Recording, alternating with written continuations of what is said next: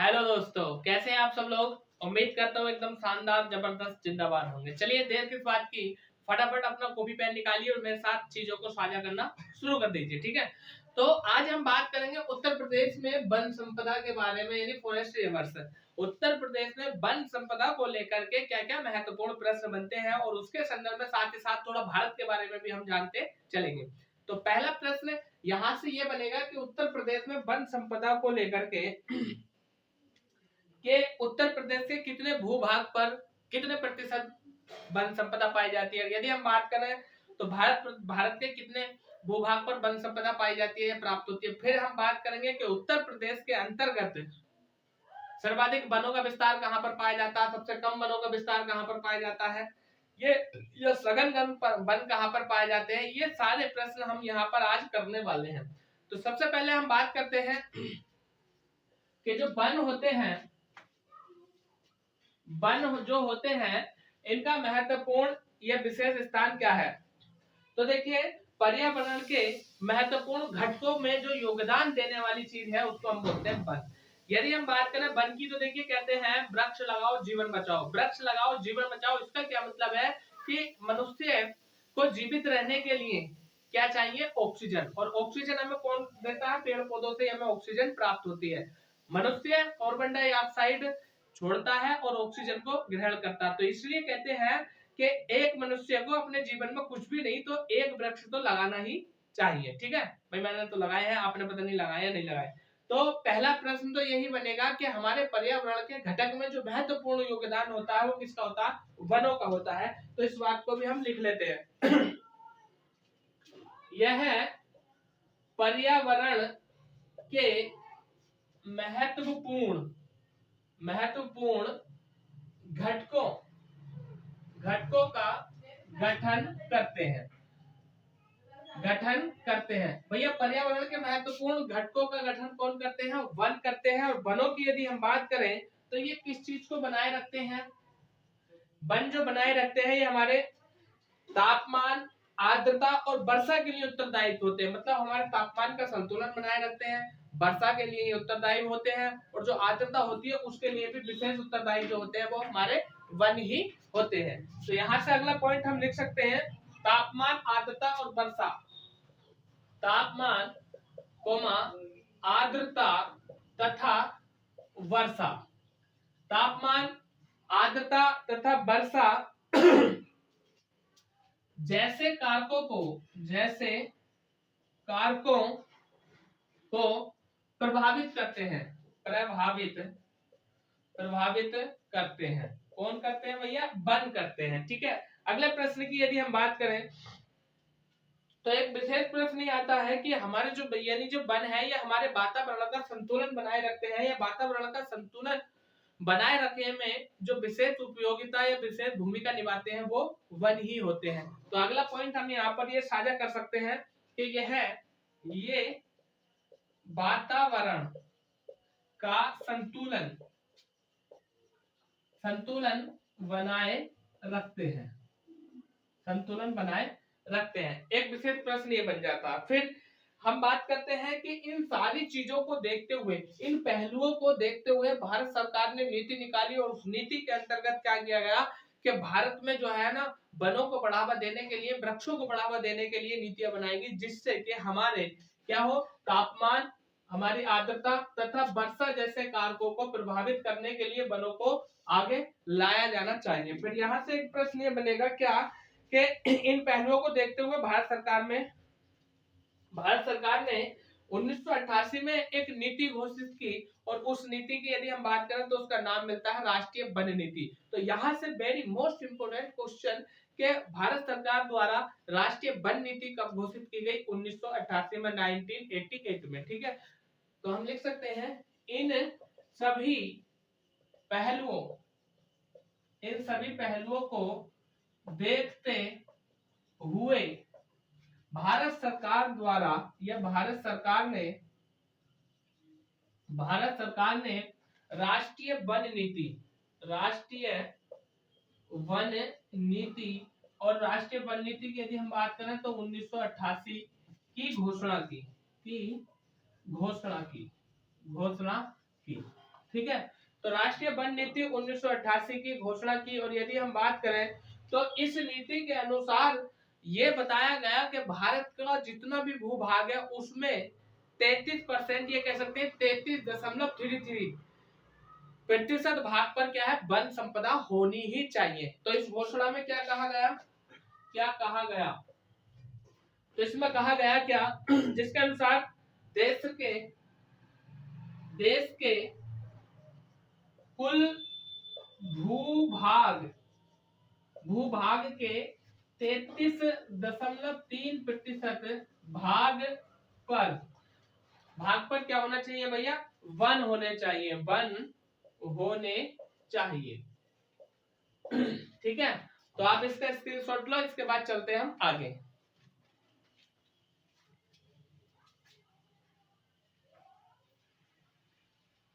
तो अभी हमने जाना कि भारत के जो राष्ट्रीय वन नीति घोषित की गई थी वो थी 1988 की वन नीति, और जिसके अनुसार ये बताया गया कि भारत के कुल भूभाग के 33.3% भाग पर वनों का विस्तार होना अनिवार्य है। और यदि हम बात करें तो देखिए समतल मैदान भी पाए जाते हैं भारत में और पर्वतीय क्षेत्र भी पाए जाते हैं। तो इनको दो कैटेगरी में बांट दिया, यानी पर्वतीय क्षेत्रों पर 60% वन होने चाहिए, और यदि हम बात करें मैदानी क्षेत्रों की तो वहां पर 25% वन होने चाहिए। ठीक है, यानी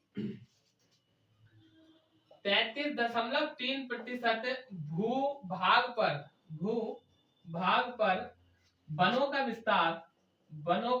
विस्तार क्या होना चाहिए, अनिवार्य होना चाहिए।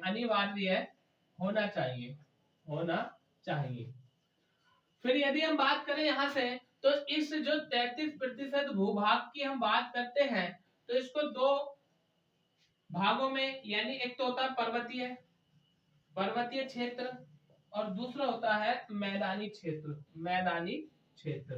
पर्वतीय क्षेत्र की यदि हम बात करें तो यहाँ पर कितना 60% और यहाँ पर 25% क्षेत्र पर क्या होना चाहिए, वन संपदा होनी चाहिए। और विशेष प्रश्न यहाँ से बनता है उत्तर प्रदेश के संदर्भ में कि उत्तर प्रदेश की वन नीति के अनुसार ये उत्तर प्रदेश के कितने भूभाग पर वन संपदा होनी चाहिए। तो यूपी में यदि हम बात करें तो जो वन संपदा की घोषणा की गई थी तो वो यही की गई थी कि उत्तर प्रदेश में भी 33.3% भूभाग पर वन संपदा यानी वनों का होना अनिवार्य है। तो इस प्रश्न को भी हम लिख सकते हैं यहाँ से, उत्तर प्रदेश के 33.3% भूभाग पर वनों का होना अनिवार्य है। ठीक है, ये प्रश्न। अब हम बात करते हैं कि जब भारत की राष्ट्रीय वन नीति घोषित की गई थी वो समय था 1998 का। फिर यहीं से प्रश्न आता है उत्तर प्रदेश की प्रथम वन नीति का। तो उत्तर प्रदेश की जो प्रथम वन नीति घोषित की गई थी तो वो समय भी यही था 1998 का, यानी 1998 में ही उत्तर प्रदेश की प्रथम वन नीति घोषित की गई थी। और यदि हम बात करें तो इसको 1998 में ही लागू कर दिया गया था। और इस नीति के तहत क्या क्या महत्वपूर्ण बातें कही गई इन सबको हम यहाँ पर जान लेते हैं। तो पहला पॉइंट हम यही लिखेंगे, उत्तर प्रदेश वन नीति। उत्तर प्रदेश वन नीति 1998। उत्तर प्रदेश वन नीति 1998 में यह घोषित की गई। और यदि हम बात करें कि इसको यूपी में कब लागू किया गया, तो इसको यूपी में जो लागू किया गया था वो थी 16 दिसंबर 1998 में उत्तर प्रदेश में इसमें लागू कर दिया गया। और इस नीति के तहत ये बताया गया कि उत्तर प्रदेश के 33% भूभाग पर क्या होना चाहिए, वनों का होना चाहिए, पेड़ों का होना चाहिए, वन संपदा का होना अनिवार्य है। तो इस नीति में क्या कहा क्या यूपी यानी उत्तर प्रदेश के 33.3% भूभाग पर वनों का होना या वनों का होना अनिवार्य रूप से होगा या अनिवार्य है। इसके बाद हम बात करते हैं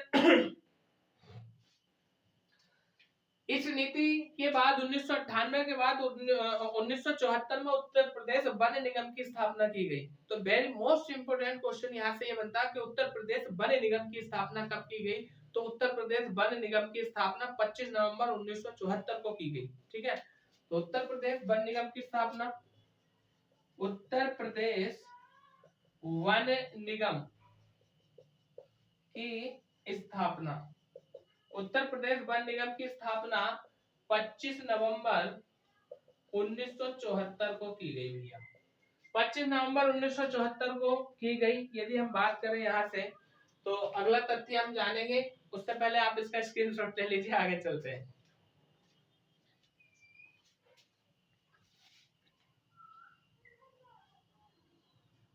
यदि हम बात करें यहाँ से तो जैसे आपको ज्ञात होगा कि प्रथम वन नीति 1998 में घोषित की गई थी, राष्ट्रीय वन नीति।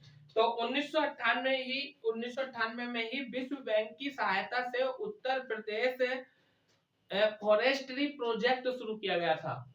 तो विश्व बैंक की सहायता से, विश्व बैंक की सहायता से, विश्व बैंक की सहायता से 1998 में उत्तर प्रदेश फॉरेस्ट्री प्रोजेक्ट शुरू किया गया। ठीक है, विशेष प्रश्न बनता है, इसको भी नोट कर लीजिए। अब हम बात करेंगे वनों की रिपोर्ट के बारे में। देखिए, यदि हम बात करें तो प्रत्येक 2 वर्ष में यानी द्विवार्षिक कार्यक्रम आयोजित किया जाता है, जिससे वनों की रिपोर्टों के यानी वनों के बारे में बताया जाता है कि भारत में वनों का विस्तार वर्तमान में कितना है, कम हुआ है या बढ़ा है, या भारत के किस राज्य में या किस राज्य के किस क्षेत्र में वनों की अधिकता है या कमी है। ठीक है, तो इसको हम बोल सकते हैं वनों की रिपोर्ट। और वनों की रिपोर्ट की यदि हम बात करें तो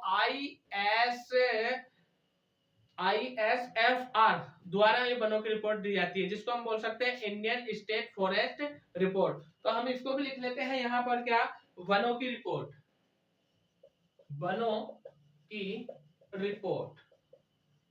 और वनों की रिपोर्ट की यदि हम बात करें तो यहाँ पर तो भारत वन राज्य रिपोर्ट बोल सकते हैं हम इसे, भारत वन राज्य रिपोर्ट। शॉर्टकट में इसको बोल सकते हैं हम इंडियन फॉरेस्ट यानी IS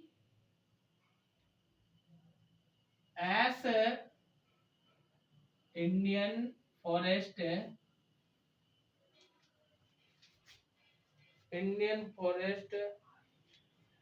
ISFR। ठीक है भाई, यानी इंडियन स्टेट फॉरेस्ट रिपोर्ट। क्या बोल देंगे इसको, इंडियन स्टेट फॉरेस्ट रिपोर्ट।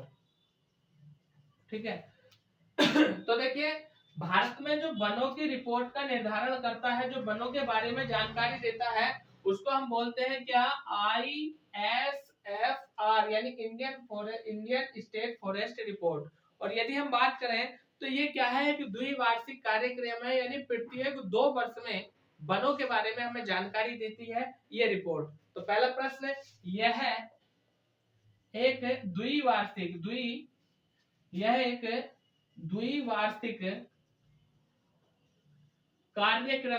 कार्यक्रम है। यह एक द्विवार्षिक कार्यक्रम है, मतलब हर 2 वर्ष में रिपोर्ट क्या होती है, प्रकाशित होती है। हर 2 वर्ष में रिपोर्ट प्रकाशित होती है, जो हमें वनों के बारे में जानकारी देती है यानी सूचना देती है। यदि हम बात करें तो वर्तमान में जो हम रिपोर्ट को मानेंगे तो वो 2017 की मानेंगे, क्योंकि 2017 के बाद 18, 19 और 19 से चल गया आपका लॉकडाउन यानी कोरोना काल। ठीक है, तो वर्तमान जो आंकड़े हैं वो 2017 के हैं। तो हम यहाँ पर लिख सकते हैं वर्तमान आंकड़ों के अनुसार, यानी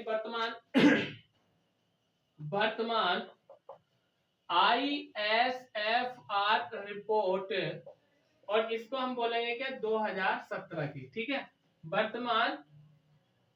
वर्तमान इंडियन स्टेट फॉरेस्ट रिपोर्ट इसके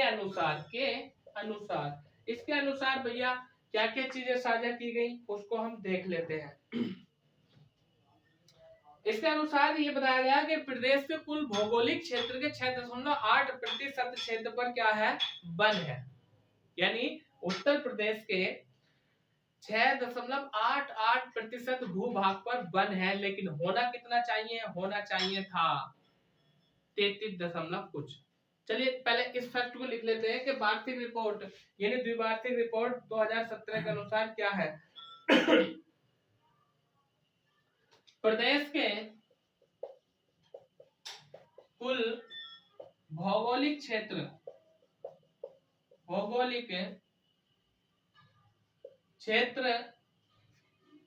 के 6.88% भाग पर वन है। यानी वर्तमान स्थितियों को यदि देखा जाए तो 33% के स्थान पर उत्तर प्रदेश के 6.88% भूभाग पर वन है। यदि हम बात करें यहाँ से क्षेत्रफल की दृष्टि से, अगर क्षेत्रफल को पूछे तो 16,582 वर्ग किलोमीटर, 16,582 वर्ग किलोमीटर क्षेत्रफल क्या है, वन है। ठीक है, तो यहाँ से भी प्रश्न पूछ सकता है कि उत्तर प्रदेश के कितने क्षेत्रफल पर वन संपदा है या वनों का होना पाया जाता है, तो 16,582 वर्ग किलोमीटर क्षेत्रफल पर जो है उत्तर प्रदेश के क्या है, वन। यहाँ पर लिख देते हैं हम क्षेत्रफल। और आपको पता होगा कि क्षेत्रफल जो ज्ञात करते हैं हमेशा वर्ग स्क्वायर में ज्ञात करते हैं। ठीक है, अब हम बात करते हैं कि उत्तर प्रदेश के संपूर्ण भूभाग के 6.18% भूभाग पर वन संपदा है, तो यह भारत के हिसाब से कितने प्रतिशत भाग पर, तो संपूर्ण भारत के 2.17 यानी 2.17% भूभाग पर वन संपदा है। तो इसको भी हम लिख सकते हैं जो कि भारत के कुल वन का, जो कि भारत के कुल वन क्षेत्र का, कुल वन क्षेत्र का 2.17% है। ठीक है, तो चलिए इसका स्क्रीनशॉट ले लीजिए, इसके बाद चलते हैं हम आगे।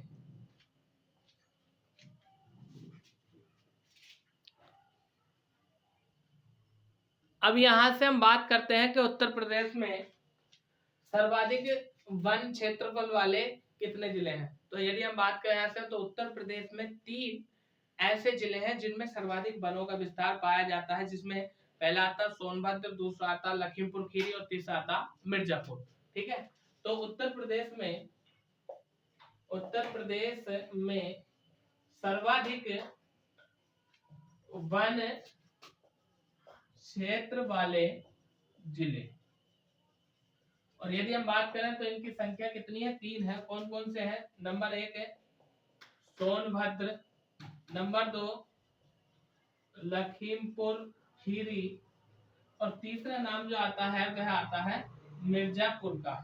ठीक है, तो आपने विशेष रूप से याद रखना है कि अगर पूछा उत्तर प्रदेश में सबसे ज्यादा वन कहाँ पर पाए जाते हैं, तो वो सोनभद्र में पाए जाते हैं, और इसके बाद जो पाए जाते हैं वो लखीमपुर खीरी और मिर्जापुर में पाए जाते हैं। ये सर्वाधिक वन पाए जाने वाले उत्तर प्रदेश के 3 जिले हैं। अब हम बात करते हैं कि उत्तर प्रदेश में न्यूनतम वन वाले जिले कौन से हैं।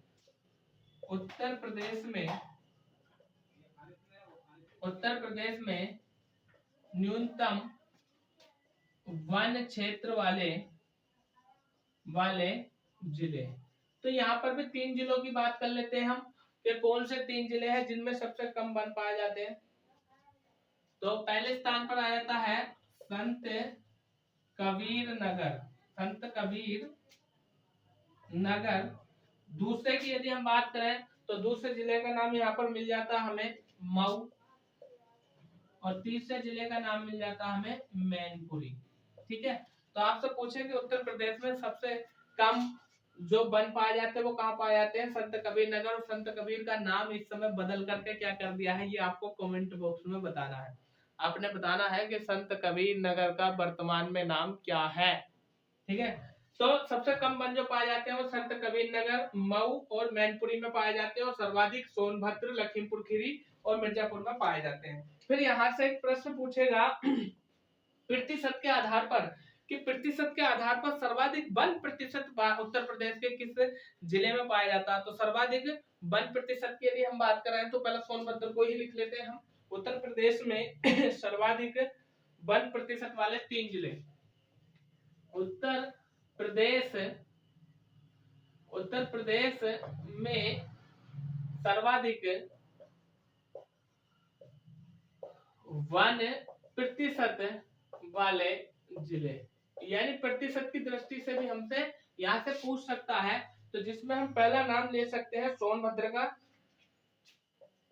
सोनभद्र, और दूसरा नाम ले सकते हैं हम चंदौली का, और तीसरा नाम ले सकते हैं हम पीलीभीत का। ठीक है, तो तीसरे स्थान पर आता है आपका पीलीभीत। ठीक है, यदि हम बात करें तो यहाँ से प्रश्न ये भी आ सकता है कि प्रतिशत के आधार पर सबसे कम वन उत्तर प्रदेश के किस जिले में पाए जाते हैं, जिनके नाम इस प्रकार हमें देखने के लिए मिलते हैं। तो न्यूनतम प्रतिशत वाले यूपी के जिले, तो सबसे पहला जो नाम मिलता है देखने के लिए वह हमें मिलता है संत कबीर नगर, और दूसरा नाम जो मिलता है हमें देखने के लिए, जैसा कि हमने अभी जाना था क्या, मैनपुरी, और तीसरा जो मिलता है यहाँ पर देवरिया। क्या मिलता है? देवरिया। फिर प्रश्न आता है कि उत्तर प्रदेश में अति सघन वन क्षेत्र कहाँ पर पाए जाते हैं, तो लखीमपुर खीरी में पाए जाते हैं। इसका स्क्रीनशॉट लो और इसके बाद चलते हैं हम आगे। प्रश्न आएगा कि प्रदेश में वन कितने प्रकार के पाए जाते हैं। यदि हम आपसे बात करें तो उत्तर प्रदेश में 3 प्रकार के वन पाए जाते हैं, और वो कौन कौन से वन पाए जाते हैं इनकी भी हम बात कर लेते हैं। तो जैसा कि अभी हमने बात की थी कि उत्तर प्रदेश में प्रमुख रूप से 3 प्रकार के विशेष वन पाए जाते हैं, और वो 3 प्रकार के वन कौन कौन से हैं। यदि हम बात करें नंबर 1 की, तो उष्णकटिबंधीय नम पर्वतीय या पर्णपाती वन, और दूसरे प्रकार की यदि हम बात करें तो उष्णकटिबंधीय शुष्क पर्वतीय वन, और तीसरे प्रकार की यदि हम बात करें तो उष्णकटिबंधीय कंटीले वन। ठीक है, उष्णकटिबंधीय कंटीले वन। तो ये उत्तर प्रदेश में पाए जाने वाले विशेष रूप से 3 प्रकार के वनों के प्रकार मिलते हैं। आपसे पूछेगा उत्तर प्रदेश में कितने प्रकार के वन पाए जाते हैं, 3 प्रकार के, कौन कौन से, उष्णकटिबंधीय नम पर्वतीय वन, उष्णकटिबंधीय शुष्क पर्वतीय वन, उष्णकटिबंधीय कंटीले वन। ठीक है, अब इन वनों की जो महत्वपूर्ण विशेषता है, जो इंपोर्टेंट बात है, उनको हम जान लेते हैं। सबसे पहला उष्णकटिबंधीय नम पर्वतीय वन की यदि हम बात करें तो ये तराई या नमी वाले क्षेत्रों में पाए जाते हैं।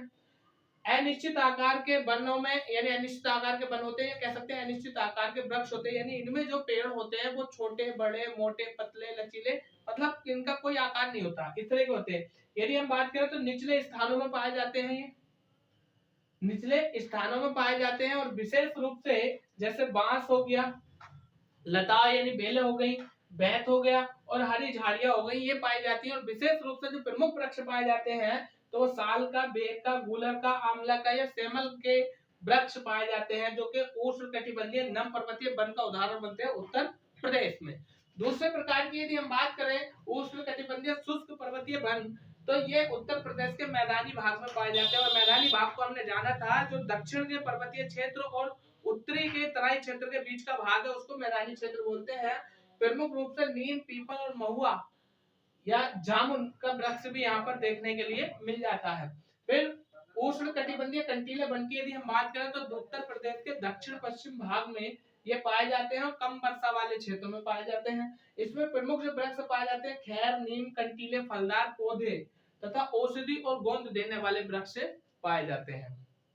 तो आई होप कि आपको ये सारी की सारी चीजें समझ में आ गई होंगी। कल हम बात करेंगे वन्य जीव संरक्षण के बारे में, तो उत्तर प्रदेश में वन्य जीव संरक्षण के बारे में क्या क्या महत्वपूर्ण प्रश्न बनते हैं। यदि अभी तक आपने वीडियो को लाइक नहीं किया है तो एक लाइक और एक सब्सक्राइब और अपने दोस्तों में शेयर कर दीजिए। मैं वीरेंद्र प्रताप सिंह, कल फिर मुलाकात होगी आपसे, तब तक के लिए बने रहिए आपकी अपनी जीके क्लास में। Thank you.